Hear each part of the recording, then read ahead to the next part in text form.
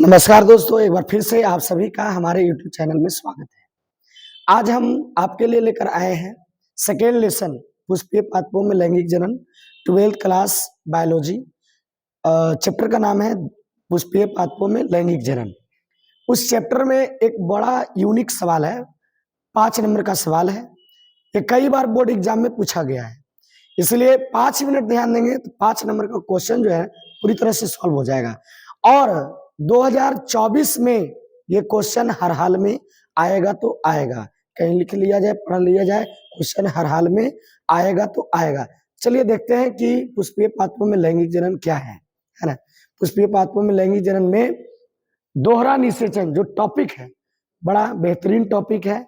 जैसे दोहरा निषेचन की जो क्रिया होती है, 2 बार निषेचन, जैसे मनुष्य में तो एक ही बार निषेचन होता है, लेकिन बताएंगे कि पौधा में 2 बार निषेचन होता है। एक बीज के निर्माण के लिए 2 बार निषेचन होना चाहिए। जैसे एक चना है तो उसका जन्म हुआ है 2 बार निषेचन से। इसी बात को पढ़ना है, समझना है ना। वीडियो के लास्ट तक बने रहे, देखिए क्या कैसा घटना घटता है। टॉपिक का नाम है डबल फर्टिलाइजेशन, जिसे कहा जाता है दोहरा निषेचन। डबल फर्टिलाइजेशन, दोहरा निषेचन या वी निषेचन। और एक बार और बताना चाहेंगे कि ये जो दोहरा निषेचन है ये आवृत बीजी पौधों में होता है। आवृत बीजी समझते हैं? वैसे पौधे जिनके बीज फल से ढके होते हैं उसी को कहा जाता है आवृत बीजी पौधा, है ना। एंजियोस्पर्म के नाम से जाना जाता है। जैसे आम, जामुन, अधिकांश दुनिया में जो अधिकांश पौधे हैं वो एंजियोस्पर्म के पौधे हैं। बारी बारी से समझेंगे, बिल्कुल समझते हैं क्वेश्चन को।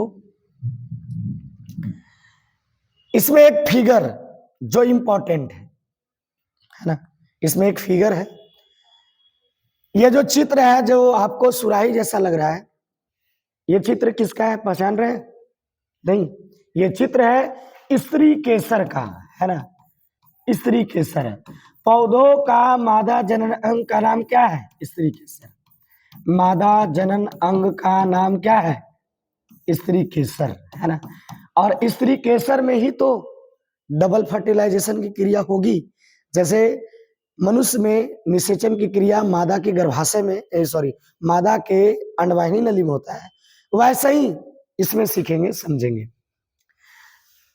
स्त्री केसर के 3 पार्ट्स, जैसे वर्तिकाग्र, वर्तिका, अंडाशय। अंडाशय में है बीजांड। अंडाशय में क्या है? बीजांड। बीजांड में ही निषेचन होगा। अंडाशय के अंदर जो बीजांड है उस बीजांड के अंदर ही निषेचन होगा, मतलब अंडाशय में निषेचन होगा। इसीलिए तो अंडाशय निषेचन के बाद फल में बदलता है और बीजांड बीज में बदलता है ना। बीजांड जो है बीज में और अंडाशय फल में बदलता है। प्रोसेस कहां से स्टार्ट होता है समझेंगे। परागन क्रिया, कौन क्रिया? परागन। परागन समझते हैं? परागन किसी पुष्प का परागकण परागकोश से निकलकर उसी जाति के किसी पौधे के वर्तिकाग्र या उसी पौधे के पुष्प के वर्तिकाग्र तक पहुंचेगी तो उसे कहेंगे आप परागन। मतलब इस पौधे में परागन की क्रिया हुआ।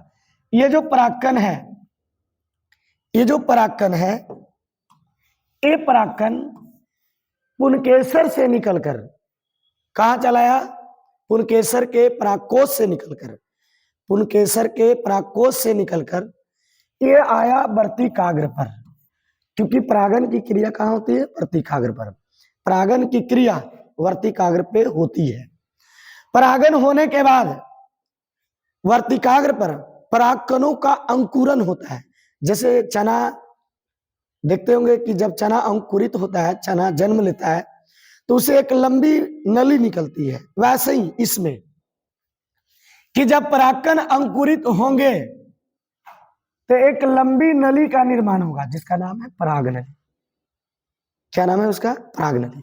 तब परागन क्रिया के बाद परागकण अंकुरित होंगे और अंकुरित होने के बाद परागनली बनेगी। और ये परागनली का निर्माण कहाँ होता है? वर्तिका में। परागनली का निर्माण वर्तिका में होता है। और वर्तिका से ये पराग नली धीरे धीरे कहाँ प्रवेश करेगी? बीजांड में। कहाँ प्रवेश करेगी? बीजांड में।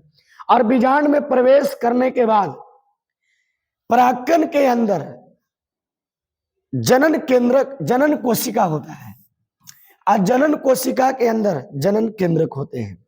तो जनन कोशिका जो है एन है, जनन कोशिका क्या है? एन है। और ये जनन कोशिका समसूत्री विभाजन, एक चीज और समझेंगे, कुछ कुछ पौधों में परागकण के जो जनन कोशिका है वो परागन से पहले नर युग्मक बना लेते हैं 40% में, 60% में परागन के बाद नर युग्मक बनता है ना। 60% में परागन क्रिया के बाद बनता है नर युग्मक। परागन क्रिया के बाद परागनली बनेगी और परागनली कहां पहुंचेगा? बीजांड में। और परागकण के अंदर जो जनन कोशिका है उसमें विभाजन होता है समसूत्री। कैसा विभाजन? समसूत्री विभाजन होगा, है ना। इसमें समसूत्री विभाजन होगा सेकेंड बार, है ना। सेकेंड बार समसूत्री विभाजन होगा। और समसूत्री विभाजन होकर दो नर युग्मक बनेंगे। किसके विभाजन से? जनन कोशिका के विभाजन से दो नर युग्मक बनेंगे। तभी तो दोहरा निषेचन होगा, क्योंकि दो नर युग्मक चाहिए, तभी तो दोहरा निषेचन होगा। अब इस पराग नली के रास्ते, ये जो पराग नली है, इस पराग नली के रास्ते दोनों नर युग्मक कहां प्रवेश करेंगे? बीजांड में प्रवेश करेंगे। कहां प्रवेश करेंगे? बीजांड में प्रवेश करेंगे। और बीजांड में है, एक है अंड कोशिका, है ना, एक है अंड कोशिका, और दूसरा है द्वितीयक केंद्रक, है ना। दूसरा क्या है? द्वितीयक केंद्रक। अब देखिए मजेदार बात है, शादियों में क्या होता है कि एक शादी भाई का हो रहा है तो दूसरे भाई को भी एक सालियां पसंद आ जाती है। तो वैसे ही इसमें है कि भाई शादी होना है अंड कोशिका और नर युग्मक का, लेकिन उसी में एक भाई जो है ना वो कहता है कि भाई मेरा भी शादी इसी मंडप पे हो जाना चाहिए, यानी कि दो लड़कियां और यहाँ दो लड़के। वैसे ही सेम प्रोसेस इसमें है ना। तब पहला निषेचन किसके किसके बीच होगा समझेंगे। इससे ऑब्जेक्टिव क्वेश्चन भी आता है, बहुत ही वीवीआई क्वेश्चन है, बहुत ही वीवीआई क्वेश्चन है ना। पहला निषेचन अंड कोशिका और किसके बीच? नर युग्मक के बीच। अंड कोशिका क्या होता है? एन, और नर युग्मक क्या होता है? एन। तो एन एन मिलेगा तो 2n होगा। तो ऐसे निषेचन को द्विसंलयन क्या कहें, है ना। द्विसंलयन क्या बोलेंगे इसे? ऐसे निषेचन को द्विसंलयन या युग्मक संलयन के नाम से जाना जाता है। और युग्मक संलयन के बाद क्या बन गया? भ्रूण। और भ्रूण कितना n? 2n। भ्रूण कितना n? 2n होगा सर। कैसे? क्योंकि अंड कोशिका क्या है? n, नर युग्मक क्या है? n, n मिलेंगे तो क्या हो जाएगा? 2n, है ना। तो यहाँ पे भ्रूण क्या हो जाएगा? 2n। पौधों में रियल निषेचन किसके किसके बीच? अंड कोशिका और नर युग्मक। अंड कोशिका और नर युग्मक के बीच रियल निषेचन। जायगोट का निर्माण भी पौधों में किसके किसके मिलने से? अंड कोशिका और नर युग्मक के बीच। इसी को कहा गया द्विसंलयन या फिर युग्मक संलयन। पहला निषेचन समझ में आया। दूसरा निषेचन समझते हैं, बड़ा रोचकर सवाल है, ध्यान से समझेंगे। दूसरा निषेचन द्वितीयक केंद्रक। और द्वितीयक केंद्रक क्या होगा? 2n।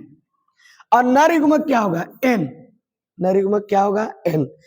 तो 2n प्लस n मिल रहा है तो 3n हो रहा है। तो ऐसे निषेचन कहा गया त्रिसंलयन। क्या कहा गया? त्रिसंलयन। और त्रिसंलयन से क्या बनता है? भ्रूणपोष बनता है। त्रिसंलयन से क्या बनता है? भ्रूणपोष बनता है। और भ्रूणपोष में गुणसूत्र कैसे रहेंगे भाई? 3n। गुणसूत्र भ्रूणपोष में क्या होते हैं? 3n। आवृत बीजी भ्रूणपोष 3n, जबकि अनावृत बीजी भ्रूणपोष केवल n। इसका मतलब है कि भ्रूणपोष कितने टाइप के हो जाएंगे? 2 टाइप के। एक भ्रूणपोष एंजियोस्पर्म में है, आवृतबीजी में है, वो कितना एन का होगा? 3n का। और जो जिम्नोस्पर्म, साइकोस्पाइनस का नाम सुने होंगे, अनावृतबीजी पौधा, उसमें जो भ्रूणपोष बनता है वो एन टाइप का बनता है ना। तो यहाँ पे देखा गया कि परागन क्रिया के बाद, फिर से एक बार रिपीट कर देते हैं, परागन क्रिया के बाद परागकण अंकुरित होंगे। परागकण क्या होंगे? अंकुरित होंगे। जब परागकण अंकुरित होंगे तो क्या बनेगा? परागनली। परागनली बनने के बाद कहां पहुंचेगा? बीजांड में। पहला प्रोसेस। दूसरा प्रोसेस कि परागकण के अंदर है जनन कोशिका। कौन कोशिका? जनन कोशिका। और जनन कोशिका में समसूत्री विभाजन हुआ, और समसूत्री विभाजन के बाद है ना ये दो नरयुग्मक बने, और दोनों नरयुग्मक पराग नली के रास्ते कहां पहुंचा? बीजांड में। और बीजांड में पहुंचकर दोनों नरयुग्मक अलग अलग कोशिकाओं से, अलग अलग केंद्रक से निषेचन करेंगे। कैसे? सुनिए। पहला अंड कोशिका और नरयुग्मक, अंड कोशिका और नरयुग्मक के बीच पहला निषेचन, जिसे कहा गया द्विसंलयन, जिसके पश्चात भ्रूण बना। और दूसरा निषेचन द्वितीयक केंद्रक और किसके बीच? नरयुग्मक, जिसे कहा गया त्रिसंलयन। क्या बना? भ्रूणपोष। भ्रूणपोष कितना एन? 3n। भ्रूण कितना एन? 2n। नरयुग्मक n, अंड कोशिका n, और द्वितीयक केंद्रक 2n। ये भी क्वेश्चन ऑब्जेक्टिव पूछा जाता है। तो मोटा मोटी एक लाइन में आंसर दोहरा निषेचन का देना चाहेंगे तो आवृतबीजी पौधों में, मतलब एंजियोस्पर्म पौधों में द्विसंलयन और त्रिसंलयन की घटना को दोहरा निषेचन के नाम से जाना जाता है। आया समझ में? मजा आया? बहुत बढ़िया यूनिक सवाल था। थैंक यू दोस्तों। अच्छा लगा तो चैनल को सब्सक्राइब करें, अधिक से अधिक लोगों के बीच शेयर करें, और आपको पूरी परीक्षा तक इसी तरह की तैयारी करवाते रहेंगे, क्वेश्चन देते रहेंगे, बनवाते रहेंगे, समझाते रहेंगे। और ये क्वेश्चन 2024 में कंफर्म है कि आएगा तो आएगा, है ना। Thank you.